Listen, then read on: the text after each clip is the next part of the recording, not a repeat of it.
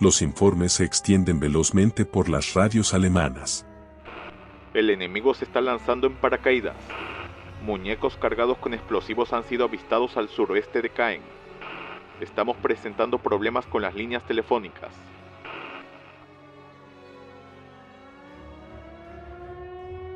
Era la 1:30 de la madrugada del 6 de junio de 1944, cuando llegaron los primeros informes que alertaban sobre la detección de paracaidistas aliados en distintos sectores del frente. Aproximadamente 23.000 paracaidistas estaban cayendo del cielo en plena noche. Pero esto no era nada más que el preludio de una de las mayores operaciones militares de la Segunda Guerra Mundial y de la historia, denominada en clave como la Operación Overlord. Solo unos 40.000 soldados alemanes se enfrentarían a más de 150.000, procedentes de más de 10 nacionalidades distintas, que se abrirían en abanico hacia 5 playas normandas, denominadas en clave como Utah, Omaha, Gold, Juno y Sword. Ambos bandos estarían a la expectativa de lo que el famoso mariscal de campo, Erwin Rommel, había denominado proféticamente como el día más largo. Los alemanes se habían preparado para este momento, y por fin, había llegado la hora de la verdad.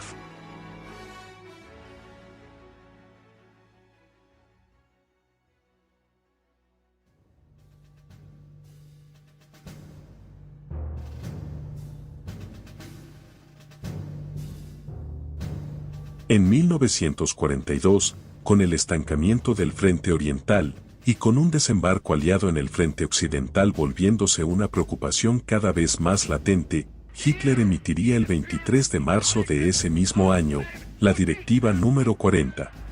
Esta directiva aprobaba la construcción de un extenso sistema de defensas costeras y de fortificaciones construidas desde España hasta Noruega y a lo largo de la costa mediterránea francesa. Un extenso sistema defensivo que posteriormente se conocería como el Muro Atlántico. Estas fortificaciones estarían conformadas por búnkeres, bloqueos, casamatas, trincheras, túneles y demás estructuras defensivas que volverían al muro inexpugnable. O por lo menos, eso era lo que daba a entender la propaganda. Vom Nordkap bis zu den Pyrenäen reicht das größte und modernste Befestigungssystem der Welt. Die Werke mit ihren schweren Geschützen tragen die Namen großer deutscher Soldaten. Erfahren in vielen Schlachten, an allen Fronten erprobt, erwarten sie mit Ruhe und soldatischem Selbstbewusstsein die große Auseinandersetzung.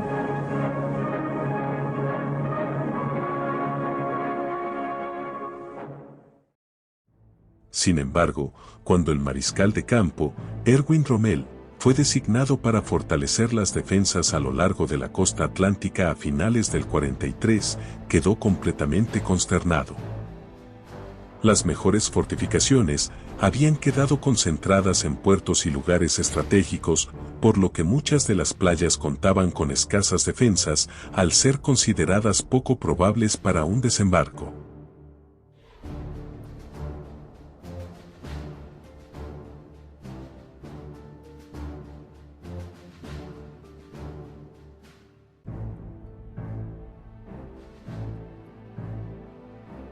Sabiendo que disponía de poco tiempo antes de la invasión, Rommel revigorizó todos los esfuerzos de fortificación a lo largo de la costa atlántica. Bajo su mando, el ritmo de trabajo se aceleró significativamente. Se colocaron millones de minas y miles de trampas antitanque, así como obstáculos en las playas y en los campos. Pero, a pesar de todos sus esfuerzos, no podía solventar la cada vez más escasa mano de obra y la falta de hormigón, por lo que para 1944 el Muro Atlántico estaba lejos de estar terminado.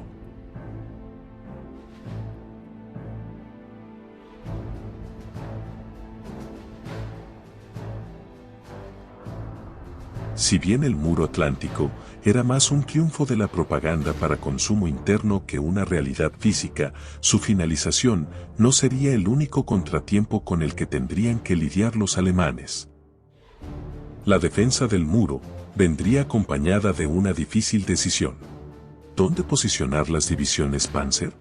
Esta pregunta llevó a una larga discusión entre los generales alemanes, ya que el comandante en jefe del ejército occidental, el mariscal de campo, Gerd von Rundstedt, y el comandante de las fuerzas blindadas alemanas en Occidente, Leo Geir von Schweppenburg, creían que la invasión no podía detenerse en las playas, por lo que sugirieron optar por una doctrina convencional y mantener las formaciones Panzer concentradas en una posición al noreste de París. En cambio, el comandante del grupo de ejércitos B, y responsable directo de la defensa costera, el mariscal de campo, Erwin Rommel, creía que debido a la supremacía aérea del enemigo, el movimiento de tanques a gran escala no sería posible una vez que la invasión estuviera en marcha. Por lo que propuso que los Panzers deberían desplegarse mucho más cerca de la línea del frente, ya que creía que la mejor oportunidad de frustrar la invasión enemiga era detenerla en las playas. Sin embargo, le tocó a Hitler decidir sobre el asunto y lamentablemente para los generales, eligió una solución inviable. A Rommel se le dio el control operativo de solo 3 divisiones Panzer, y que de las 3, solo la 21ª División Panzer estaba ubicada a poca distancia de la costa de Normandía. Las otras 2, la 2ª División Panzer y la 116ª División Panzer, fueron trasladadas al norte del Sena.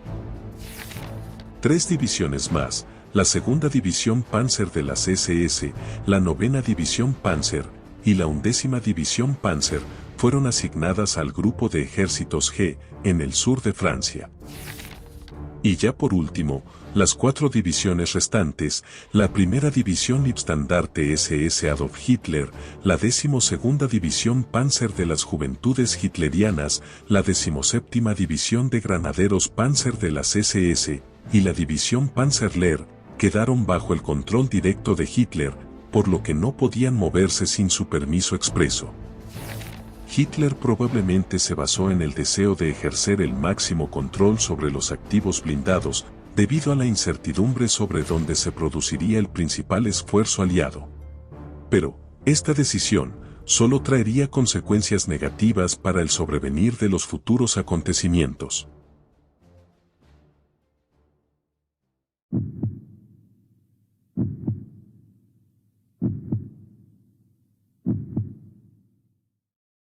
Poco después de la 1:30 de la madrugada, los teletipos empezaron a repiquetear en los distintos cuarteles generales de los alemanes.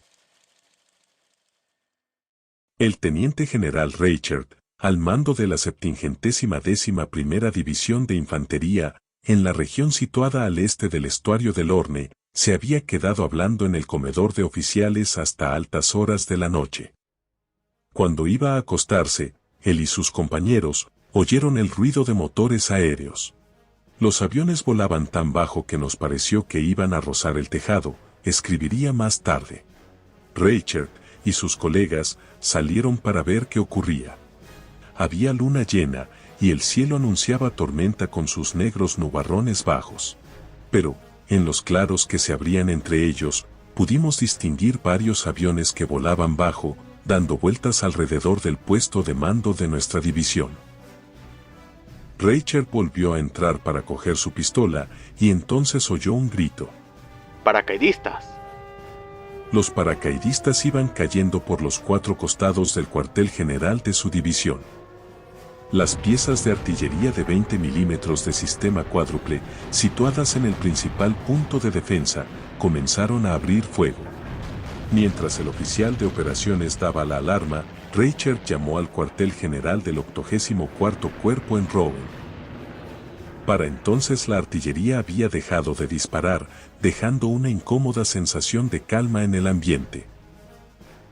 Reichert, que había mostrado su escepticismo ante la idea de una invasión, sentía, ahora, que ésta había empezado. En las playas, el sargento Ludwig Foster irrumpió en el subsuelo del refugio que albergaba a los hombres del tercer regimiento de la 726ª compañía, gritando: ¡Alarma! El nivel de alarma más alto. El cabo Franz Gockel, de 18 años, recordó: hubo una llamada de alarma, pero no creíamos que era verdad. Tuvimos tantas en las últimas semanas que nadie se lo tomó en serio. La mayoría de los hombres en las literas malolientes se dieron la vuelta y trataron de volver a dormir. Foster insistió: hombres, esta vez es en serio. Ellos ya vienen. Al terminar de escuchar las palabras de su sargento, Gockel notó que el cansancio se había ido. En poco tiempo, él y sus camaradas estaban en sus puestos, listos para el combate.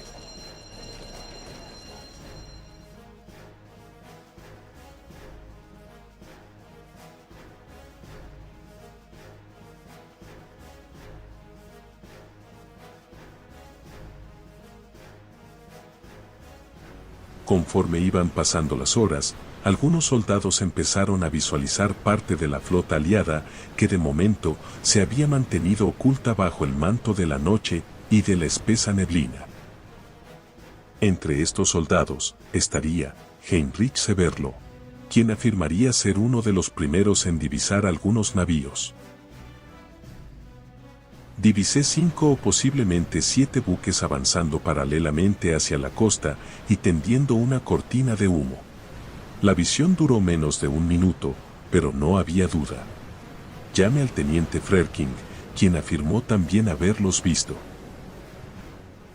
Frerking ordenó a su radiotelegrafista que intentase contactar con los buques, pero no hubo respuesta. El teniente agarró con firmeza sus prismáticos, miró por ellos y dijo: vaya, aquí están.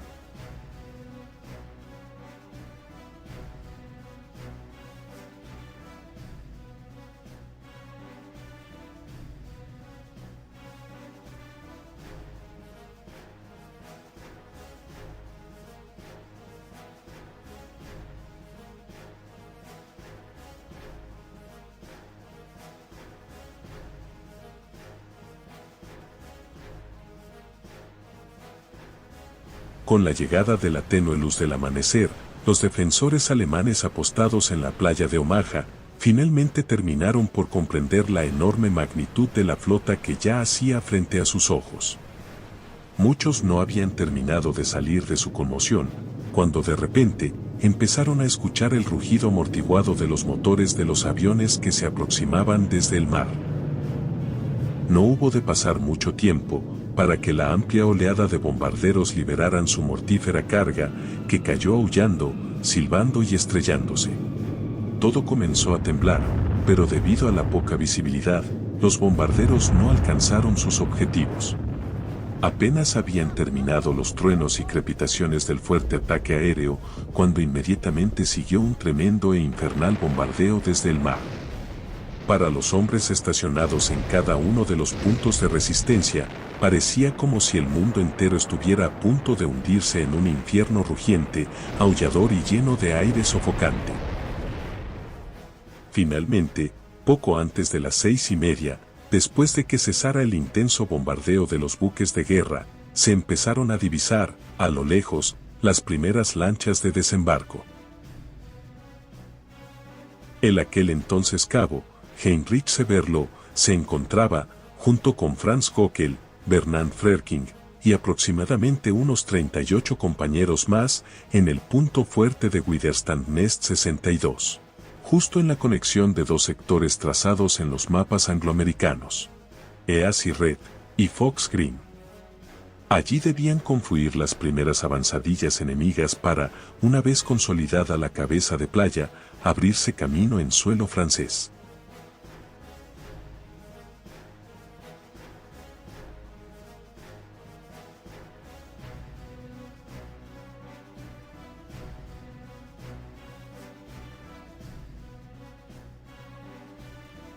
Cuando fueron bajadas las rampas, los soldados cargados con fusiles y pertrechos saltaron al agua fría que les llegaba del pecho al hombro. Hasta ese momento se había estado hablando de ingleses, pero era evidente que, por la forma de sus cascos, se trataba de norteamericanos. Por ahora, la bahía estaba casi completamente tranquila y no se disparó ni un solo tiro, pues los defensores alemanes tenían instrucciones estrictas de esperar hasta que los estadounidenses estuvieran a solo unos 400 metros de la playa. «Pobres bastardos», comentaría el teniente Frerking en voz baja, mientras bajaba a su búnker para transmitir las coordenadas y dar la orden de disparar la artillería en la posición de tiro. Franz Gockel describiría lo que sucedió después. Y entonces, comenzó la matanza. Pronto toda la playa se llenó de estadounidenses.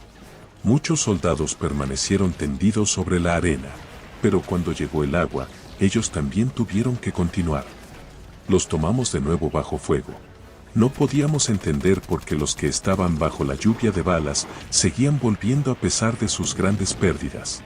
La superioridad 100 veces mayor ha sido probablemente eliminada por cada uno de nosotros.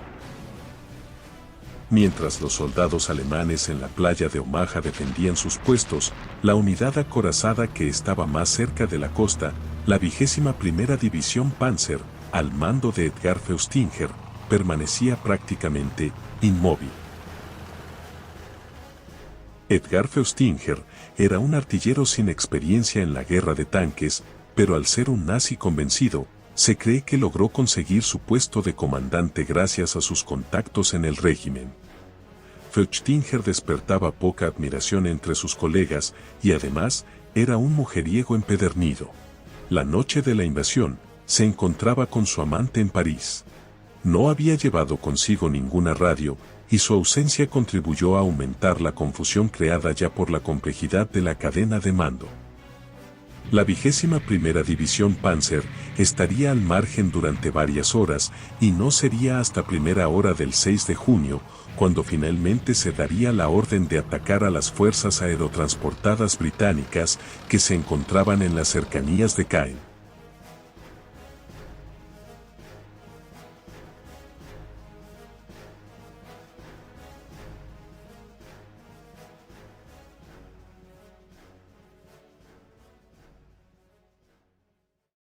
Con las divisiones Panzer alejadas de las costas, los defensores alemanes tendrían que usar todo lo que estuviera en su poder para contener la invasión. Pero, desafortunadamente para los hombres estacionados en Utah, una de las dos playas en donde desembarcarían soldados estadounidenses, se produjo uno de los bombardeos aéreos más efectivos del desembarco de Normandía, dejando las defensas alemanas bastante mermadas. Para agravar aún más la situación, se había detectado la presencia de paracaidistas estadounidenses que buscaban capturar puntos estratégicos entre las poblaciones de Saint-Mère-du-Mont y Saint-Mère-Église. En el nido de resistencia número 5, conocido como la Gran Duna, el oficial, Arthur Janke, observó de primera mano cómo dos búnkeres de municiones estaban ardiendo en llamas y cómo el cañón antitanque que poseían estaba completamente destruido. Uno de sus soldados gritó que había que rendirse, pero Janke no entró en pánico y ordenó mantener las posiciones. Cuando el 8º Regimiento de la 4ª División de Infantería estadounidense desembarcó, fueron recibidos por el fuego de Janke y sus soldados supervivientes. Los defensores alemanes se oponen a esta embestida, pero las armas que aún permanecen en funcionamiento en este caos, están cerca de la nada absoluta. Los soldados de Janke, entre los que se encontraba un polaco y un checo, se rinden uno a uno. Los nervios ceden, y muchos sufren crisis nerviosas. Finalmente, tras 20 minutos de combate, aparecieron los primeros tanques anfibios. La batalla estaba perdida. Pero Janke aún contaba con un as bajo la manga. Había ordenado a un mensajero ir en bicicleta hacia sus artilleros de apoyo, ya que sus comunicaciones habían sido previamente cortadas. Contando con este último recurso, un desesperado Janke lanzó 2 bengalas, la señal acordada para sus artilleros. Sin embargo, no hubo proyectiles que formaran un arco en lo alto para golpear a los estadounidenses. Su mensajero yacía muerto en una zanja, al borde del camino a menos de media milla de distancia. Había sido abatido por un combatiente aliado. El oficial alemán, todavía sufriendo una conmoción cerebral por el bombardeo naval, exclamó: «Parece que Dios y el mundo nos han abandonado». Aún con esto, Yankee no se había ganado una cruz de caballero tirando la toalla, así que tomó su rifle de cerrojo y exhortó a sus hombres a seguir luchando. Sin embargo, un Sherman disparó contra su posición y quedó inconsciente.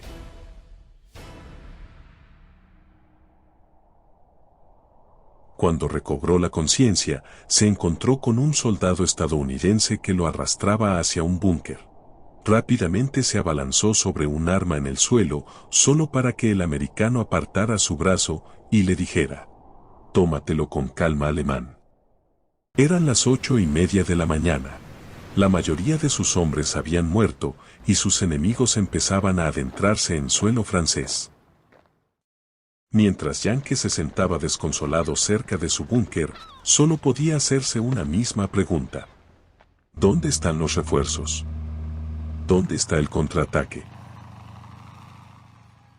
Lamentablemente para Yankee, no habría ningún contraataque. El general al mando de su división, Karl Wilhelm von Schlieffen, al igual que muchos de los principales comandantes militares alemanes, había bajado la guardia al pensar que los aliados no intentarían lanzar una invasión debido a las pésimas condiciones meteorológicas de las últimas semanas.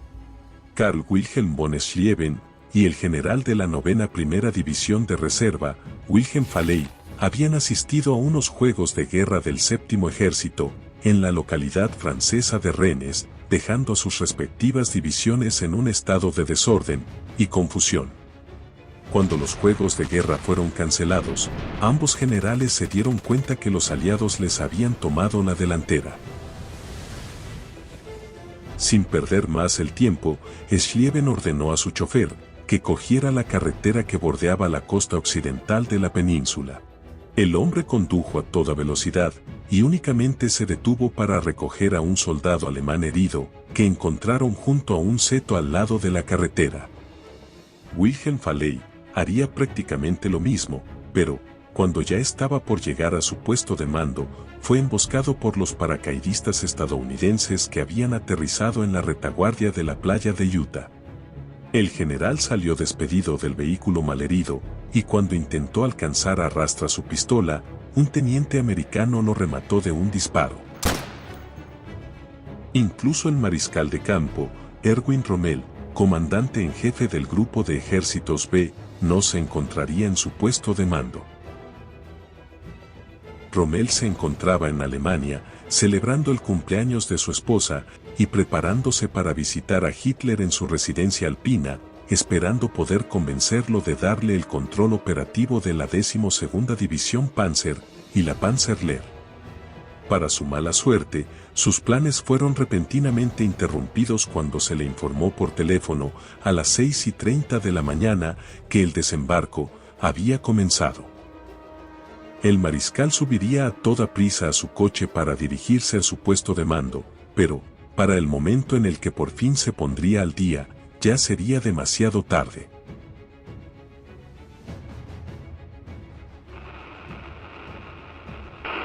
Panzerkommando und Bunker 6, geben Sie Fliegeralarm, der Feind fliegt Luftangriffe. Ist da jemand? Hallo? Ende.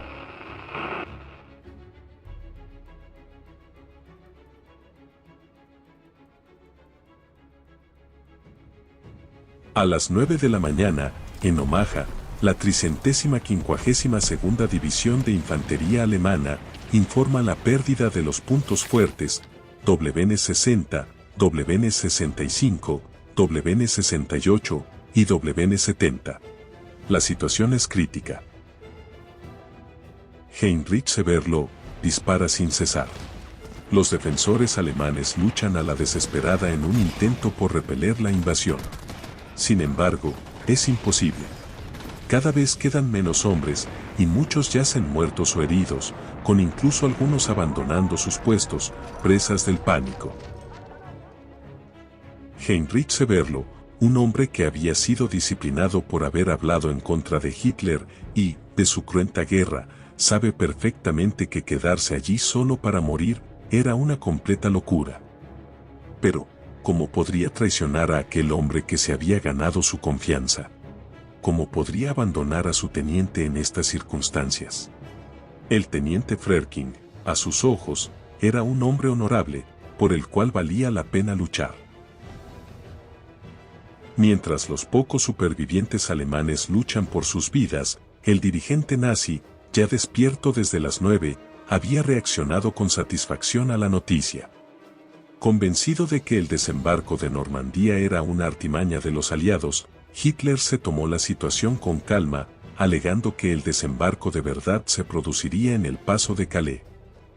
No sería hasta primera hora de la tarde, cuando Hitler se dignaría a liberar las 2 divisiones Panzer, que el mariscal de campo, Herr von Rundstedt, había pedido muy temprano por la mañana.